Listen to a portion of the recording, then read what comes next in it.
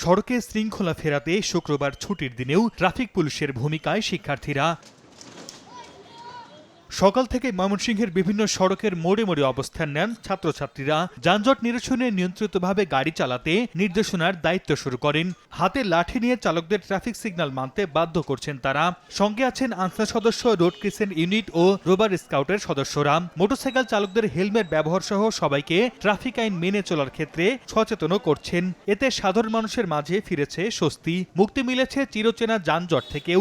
শিক্ষার্থীদের এমন কাজকে সাধুবাদ জানিয়েছেন সাধারণ মানুষ। আমরা সবাই এখানে ট্রাফিক নিয়ন্ত্রণে এসেছি, যার আগে যে ঝামেলাগুলো হতো এখন যেন সেই ঝামেলাগুলো না হয়। আমরা রাষ্ট্র সংস্করণের জন্য যতদিন লাগে আর কি আমাদের এই কাজ করে যাব। অনেকে হেলমেট পরছে, সেদিকেও পরছে না, সেদিকেও লক্ষ্য রাখছি।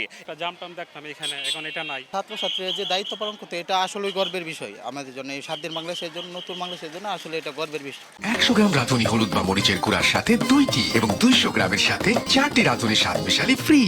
রাজশাহী নগরীর অন্তত 10টি পয়েন্টে সড়কের শৃঙ্খলা ফেরাতে কাজ করছেন শিক্ষার্থীরা। এছাড়াও শিক্ষার্থীরা বাজারে বিভিন্ন নিত্য প্রয়োজনীয় পণ্যের দাম মনিটরিং করেন। এ সময় তারা ব্যবসায়ীদের ন্যায্য মূল্যে পণ্য বিক্রির আহ্বান জানান। কোনো পণ্যের দাম অযথা বাড়ানো হলে ব্যবস্থা নেওয়া হবে বলেও হুঁশিয়ারি করেন তারা। সর্দার মোহাম্মদ আরিফ, সময় সংবাদ।